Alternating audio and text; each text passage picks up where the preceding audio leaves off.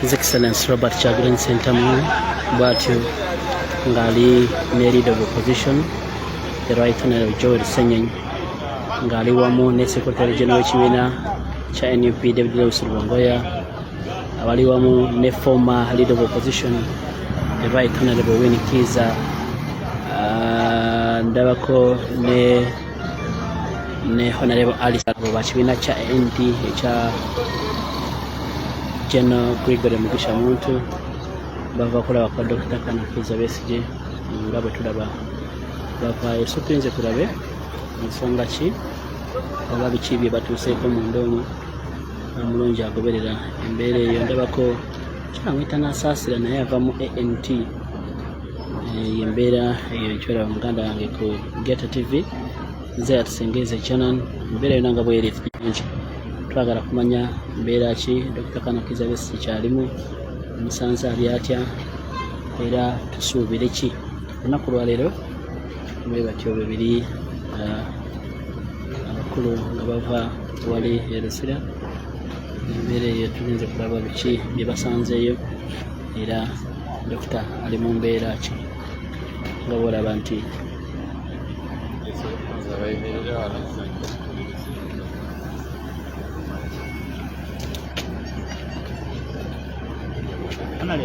ibikuboza tubaye tudde wano wakulu wano basibuko bayitawo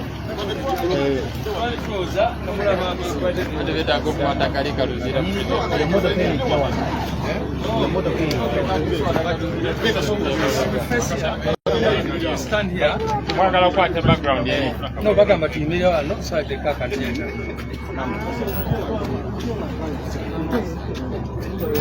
Kudembera tuze.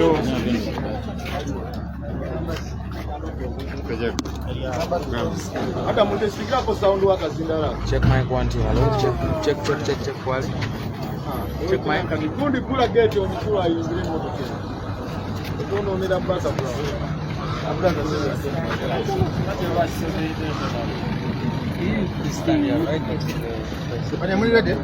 Yes, yes, sir.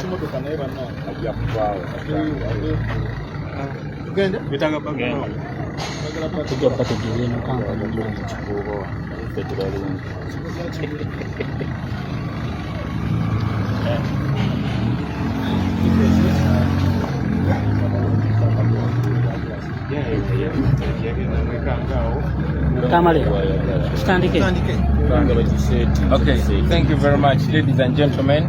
We just came from Luzira Upper Prison. We are going to check on Dr. Kizza Besigye, Bobi and many other political prisoners. We were not able to see Dr. Kizza Besigye because we were told he's very weak. He's not able to leave bed unsupported. But we saw Haja Obed Utale. We also saw Bobi Young. They are in high spirits. They told us that Dr. Kizza Besigye has been on a hunger strike since Wednesday last week. He's increasingly becoming very weak, but he's strong. He sent us a message. He told us to fight not just for him, but for all political prisoners, especially those that are still incarcerated illegally, those that were sent to prison by the military court. He sends you positive energy. He says, fight on, don't give up. We also were able to learn that Mr. Baryomunsi, Museveni's minister, went to see Dr. Besigye yesterday. Dr. Besigye was shocked to see him. He did not speak to him. So whatever Baryomunsi is telling the nation are his own words, are not coming from Dr. Kebi. You're going to hear from our fellow leaders. Naikambize mu Luganda. Tuva mu upper prison kulaba Dr. Besigye n'abasibe abalala bonna abaliyo. Tulabye Bobi Young, tulabye Haja Obed Utale. Dr. Besigye tetusobodde mulaba, bategeeza nti mulwadde nnyo, munafu nnyo, tasobola kuva mu buliri. Ekisinze n'omulwaze nnyo kubanga ali mu kwekalakaasa yazira emmere okuva olwokusatu oluwedde kubanga bamusibye awatali musango ate mu bumenyi bw'amateeka. Obubaka bwatuweereza bwatusabye tubawe nti mulwane nga temulwanirira Dr. Besigye yekka wabula abasibe bonna abasibwe kkooti y'amagye mu bumenyi bw'amateeka abalemezeddwa mu makomera mu bumenyi bw'amateeka.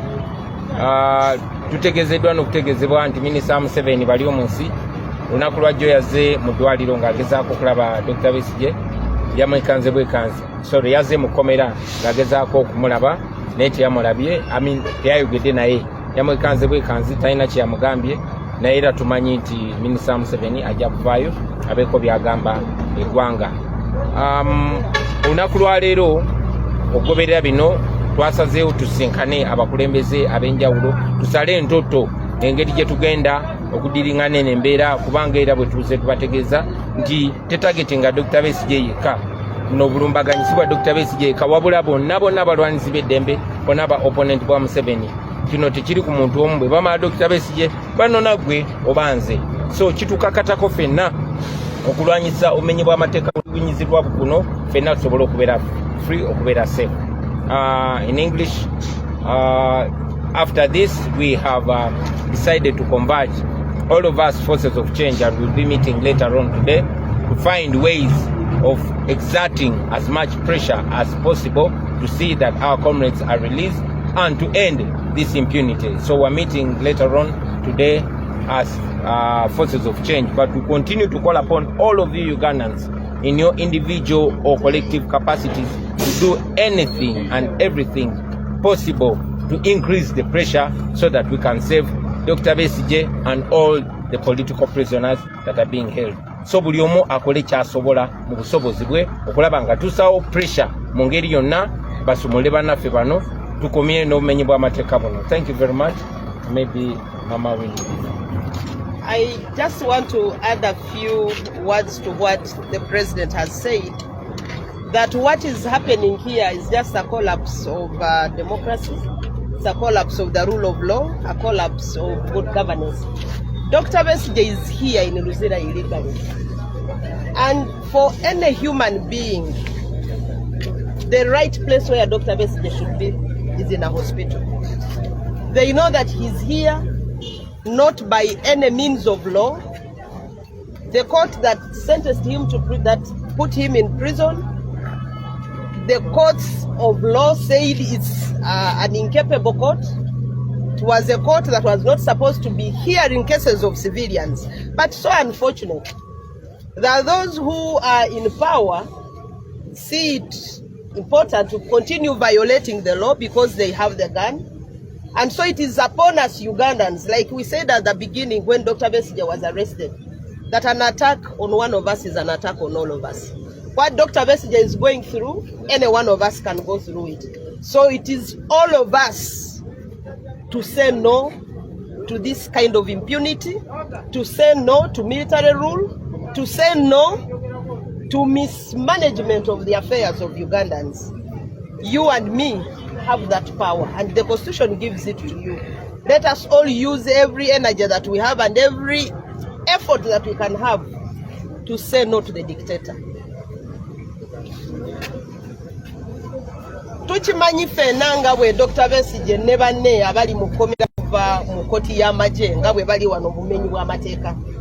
Kitulumanyi okulaba nti gavumenti ya Uganda ekozesa obumenyi bw'amateeka okusiba abantu. Tetusobodde okulaba Dr. Besigye tulwakubanga ali weak, tasobola kulaba muntu.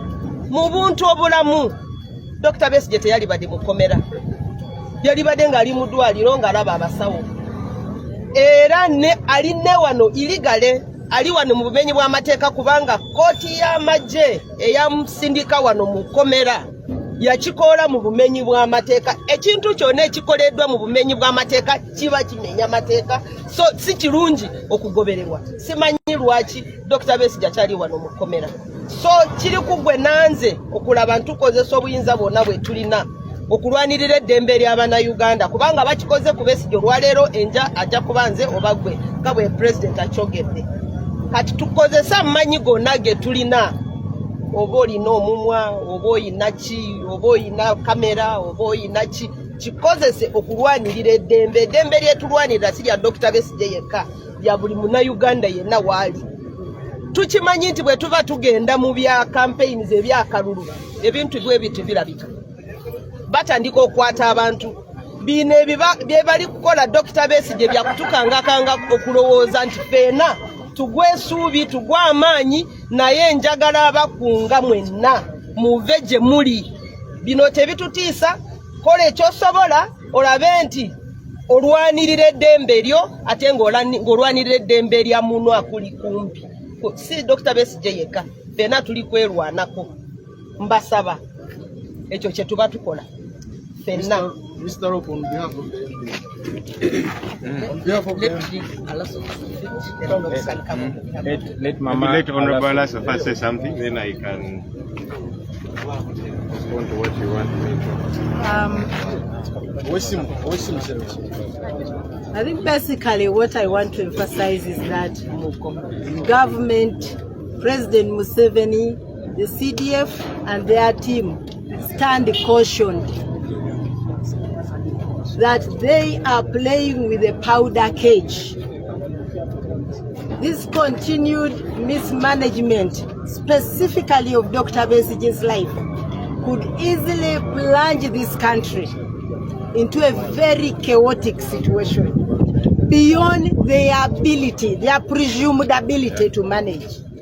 And therefore, for the good of this country, not just for the sake of those of us in the opposition, for the entire good of everybody, including the oppressors themselves, they need to get Dr. Besigye out of this place alive, not as a dead body. Because as Ugandans, we will not accept Dr. Besigye out there as a dead body. We want him there as a human being, a citizen who was committed to prison when he was alive and well. And also the prison authorities should stop being conspirators in breaking the law.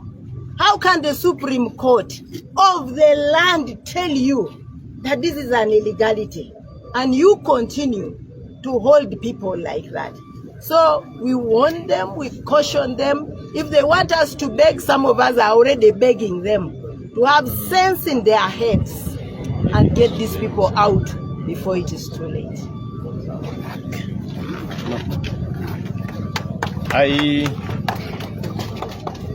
Actually today has worried us a lot more because previously when we came to see Dr. Kizza Besigye, we were able to see him. But the fact that today we were not able to see him because he could not leave his bed to come, he's too frail to move, it's even more worrying, and it should worry all of us. I want to appreciate colleagues in Parliament because we have raised this matter severally.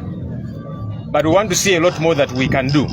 So tomorrow we are going to meet as the opposition caucus, joint opposition caucus, all opposition political parties are members of Parliament tomorrow morning to discuss this issue further, because each time we raise it, government tells us, okay, we are bringing a response, the speaker says the matter is in court and so on, but we think that this situation cannot continue to happen this way, especially now because we don't know the state in which Dr. Kizza Besigye is, now that he cannot even get out of bed to come and see visitors. It's a very worrisome state of affairs.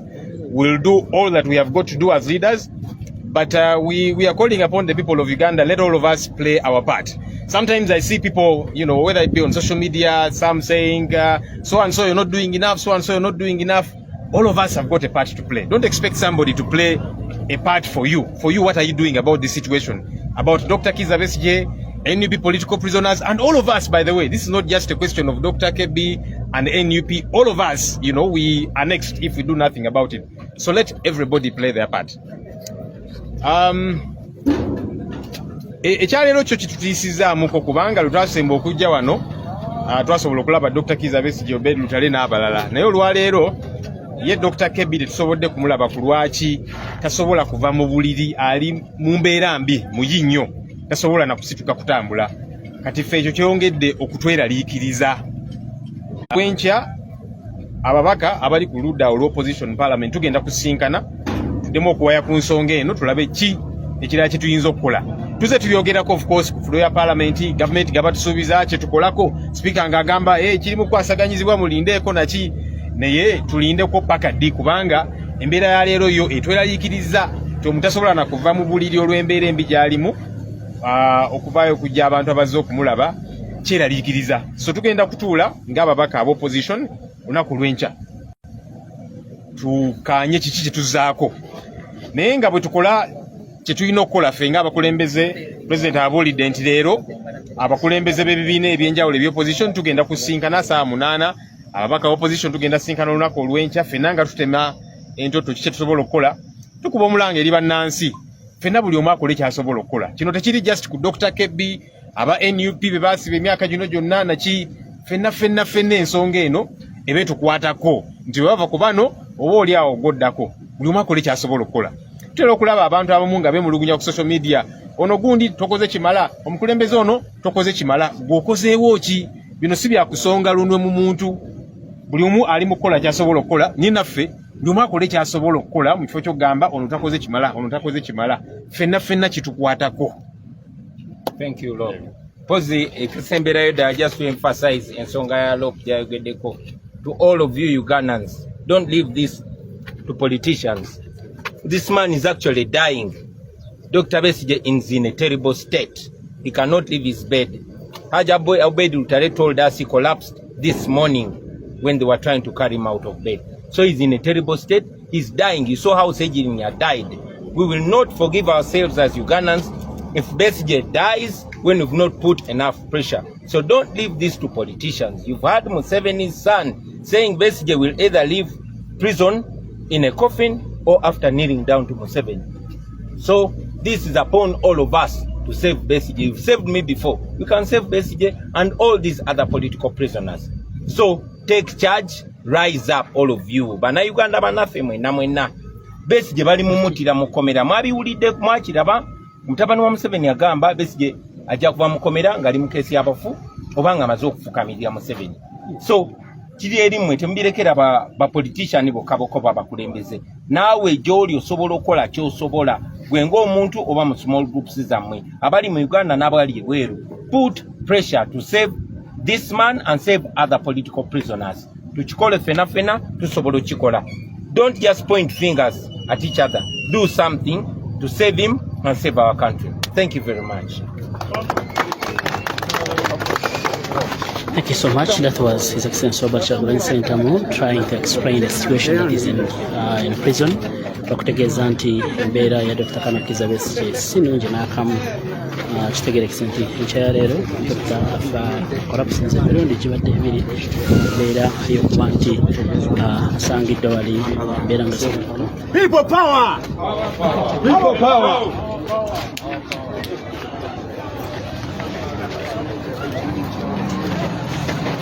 Regional Gamba.